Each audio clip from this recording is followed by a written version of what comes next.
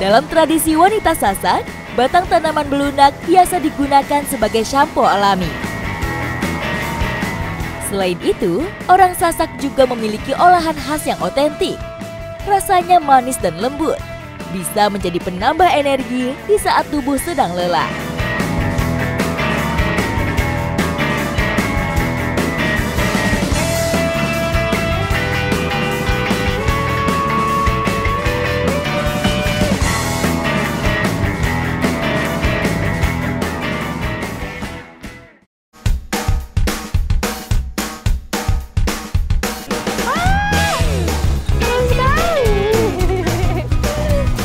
Berada di Provinsi Nusa Tenggara Barat, saya memulai petualangan di Kampung Adat Limbungan, Desa Perigi, Kabupaten Lombok Timur.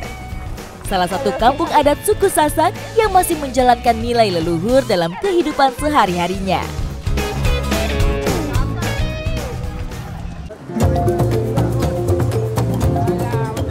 Saat ini, Kampung Adat Limbungan sedang ada acara tradisi Munda atau acara adat sebelum tanam. Masyarakat beramai-ramai untuk datang, membantu, dan menyaksikan proses acara ini. Tradisi mundak dilakukan oleh masyarakat adat Limbungan sebelum mereka membajak sawah. Dengan khusyuk, mundak atau tetua adat memanjatkan doa, memohon kepada Sang Pencipta agar tanah tetap subur, dijauhkan dari hama, dan mendapatkan hasil yang melimpah. Selain menebar beras dan jagung, nasi sekek lengkap dengan ayam panggang dan garam menjadi syarat wajib dalam prosesi ini. Nah, kita sekarang sudah selesai memakan nasi sekeknya. Setelah itu lanjut membajak sawah dengan sapi. Dari kejauhan, tampak dapur umum sudah ramai oleh warga yang akan gotong royong.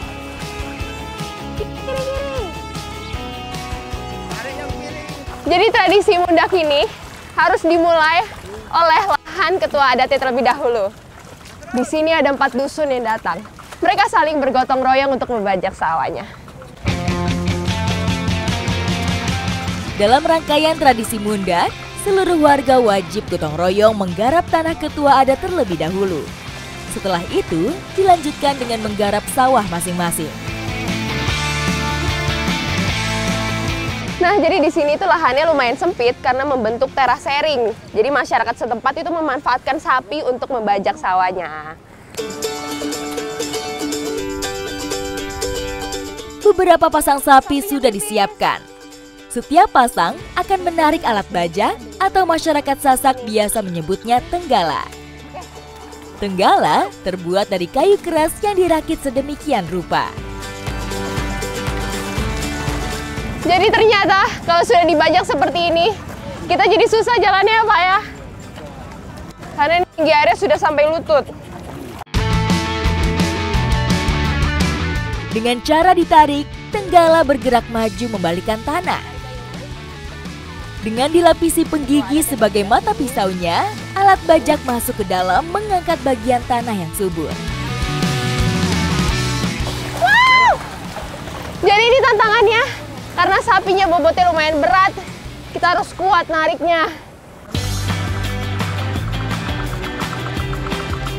Sapi diarahkan dari bagian tepi sawah, kemudian bergerak memutar perlahan menuju tengah.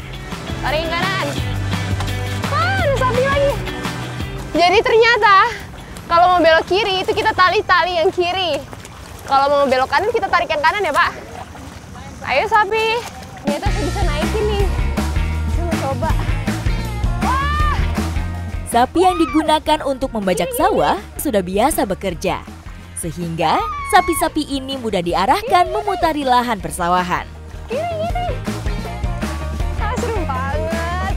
Mengendalikan sapi ternyata membutuhkan tenaga besar, karena kita harus sigap menahan lalu bajak agar tetap lurus sehingga tidak ada lahan yang terlewati. Ini saya coba alat yang berbeda, kita bisa duduk di atasnya.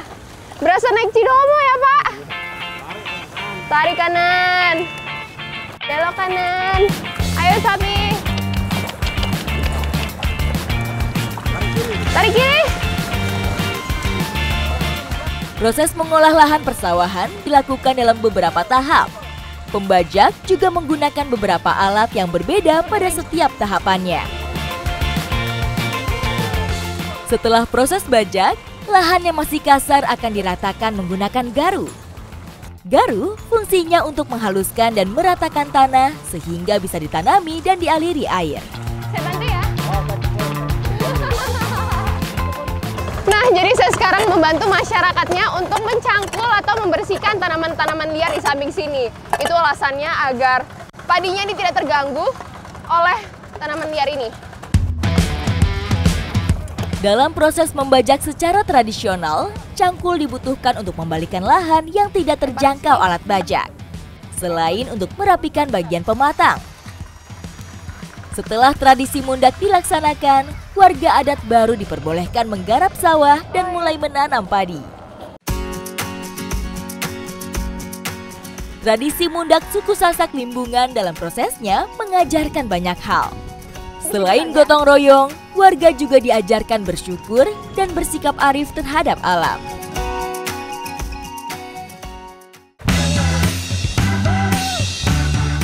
Selesai memanfaatkan tenaganya, masyarakat Sasak Limbungan memperlakukan sapi peliharaannya dengan telaten. Sebelum kembali ke kandang, sapi-sapi dimandikan terlebih dahulu sampai bersih. Setelah membajak sawah, ini sapinya kita bersihkan di sungai menggunakan daun tenggasing. Air pegunungan yang dingin dapat mengembalikan kesegaran tubuh sapi. Setiap bagian badan harus digosok untuk mengusir noda lumpur. Jadi alasan kenapa kita menggunakan daun tenggasing ini karena daunnya yang licin. Jadi lebih mudah untuk membersihkan sapinya dari tanah yang menempel. Selain itu, daun tenggasing yang licin tidak akan melukai kulit sapi. Cara merawat sapi seperti ini merupakan bentuk ungkapan terima kasih petani kepada sapi yang sudah membantu meringankan pekerjaannya.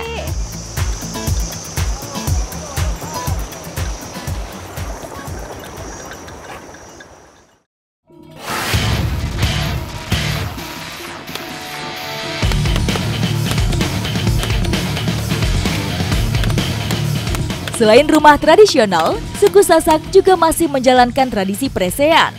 Salah satu kesenian tradisional sekaligus ajang untuk adu ketangkasan.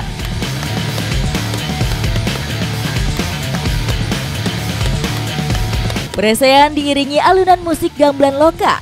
Tujuannya untuk memberi semangat bagi para petarung.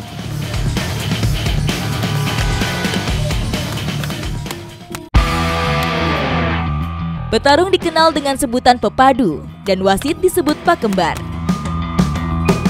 Dalam presean, tidak boleh memukul anggota badan bagian bawah, seperti kaki atau paha, melainkan bagian anggota badan bagian atas seperti kepala, pundak, dan punggung. Presean biasanya dilakukan di tempat yang lapang, agar ruang gerak para petarung tidak sempit.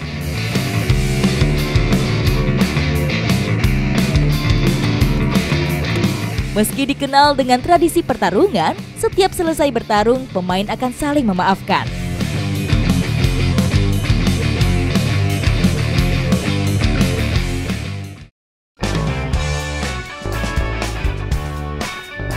Kehidupan masyarakat Sasak Limbungan masih erat hubungannya dengan alam. Salah satunya, sampai sekarang mereka masih mengandalkan hasil alam untuk membuat obat-obatan tradisional. Setelah membajak sawah tadi, mata saya dan mata Ama itu lumayan perih karena terkena cipratan lumpur.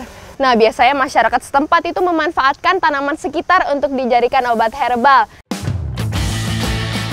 Kampung adat Limbungan terletak di lereng Gunung Rinjani. Tempat berbagai jenis tanaman dapat tumbuh subur. Salah satunya tanaman Banten yang digunakan petani di sini sebagai pelindung dan peneduh. Nah, ini dia, kita sudah dapat nih batang dari pohon Banten. Biasanya masyarakat setempat bilangnya pohon Banten. Ini nantinya kita akan jadikan obat herbal.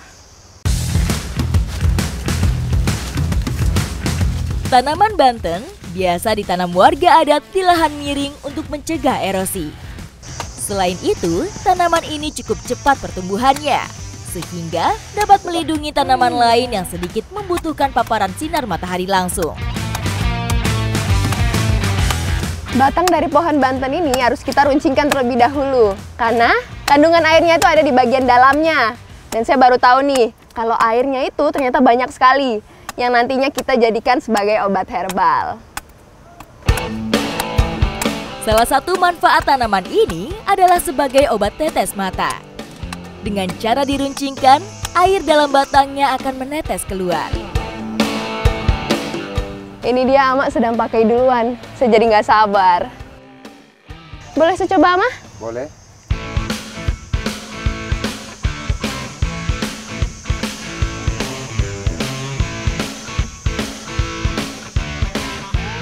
Oh, ini segar sekali Ama.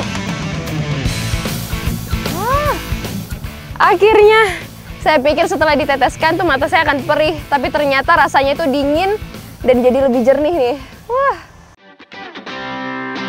Air tanaman Banten sudah dimanfaatkan masyarakat Sasak Limbungan sejak zaman nenek moyang mereka. Selain mencegah iritasi, airnya yang dingin juga dapat menyejukkan dan membersihkan benda asing yang masuk ke mata. Hari ini seru sekali, saya sudah mengikuti salah satu tradisi masyarakat Kampung Adat Limbungan. Dan setelah ini masih banyak lagi kegiatan yang akan saya eksplor. Ikuti jejak saya, jejak petualang.